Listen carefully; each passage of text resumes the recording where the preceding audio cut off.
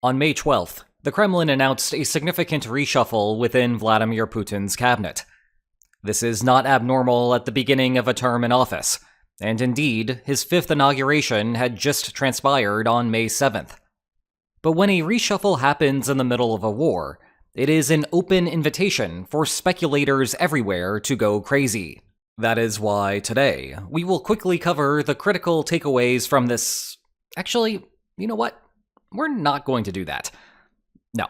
Today is just going to be a series of rants about all of the silly online commentary that has come out of the announcement, beginning with an overview of the problem, how the Minister of Defense was fired, he wasn't, the idea that this is good news for Ukraine, that's unclear, and the error of omission, Patrushev edition, that few seemed interested in despite it possibly producing the real intrigue of the story. But we begin with the general problem here, which is that we are reverting to the silly era of Kremlinology circa the 1960s. Now, when it comes to analyzing a country's inner circle, Russia is not as nearly as opaque as a place like North Korea. But we are also not looking at a country with a media wing so open that they are free to interrogate the Easter Bunny, not to mention Korean pop groups, and a man that I am beginning to suspect is not a real soccer coach. Indeed, this is a place where key parts of the military apparatus can go missing for weeks and then resurface without any explanation. In contrast to a place where if key parts of the military apparatus go missing for days, it creates a political firestorm and endless investigations. That is to say, we are just reading the tea leaves here. So yes, something interesting is happening in the Kremlin. But anyone telling you that they know what is happening is lying to you and trying to sell you something. Whereas I am just trying to sell you something. Check the video description for more information on those.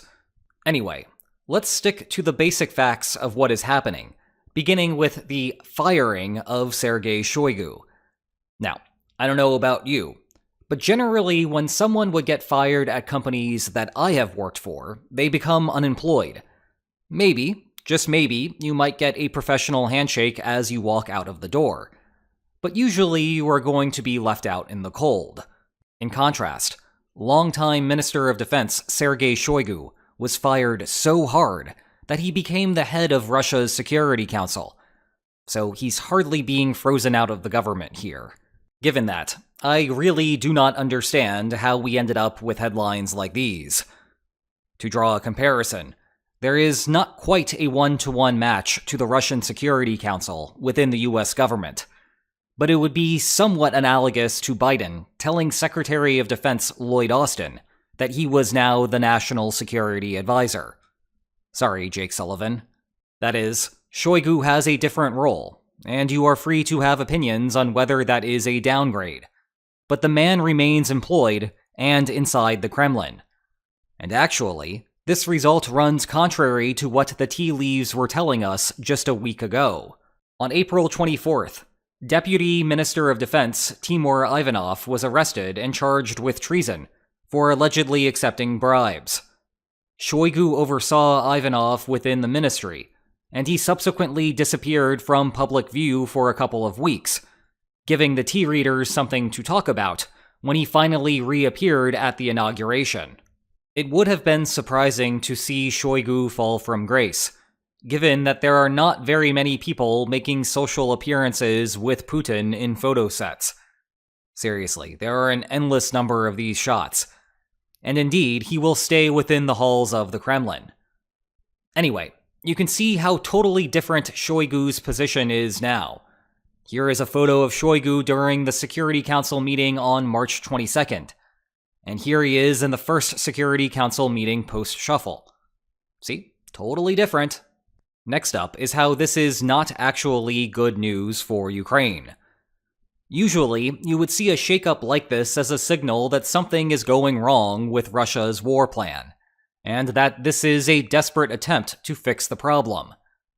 But even if you take those premises as given, you might still want to reevaluate that conclusion. Remember, it was Shoigu who was the subject of all of those Prigozhin rants, with the allegation being that it was Shoigu's own corruption that was preventing the Wagner Group from winning the war. The thing is, if someone is bad at their job, you as the opponent should want them to stay in their position for as long as possible. In other words, cynics view Shoigu as the best minister of defense that Ukraine ever had. Remember, it was problems within the military staff that led to all of those miscues at the start of the war.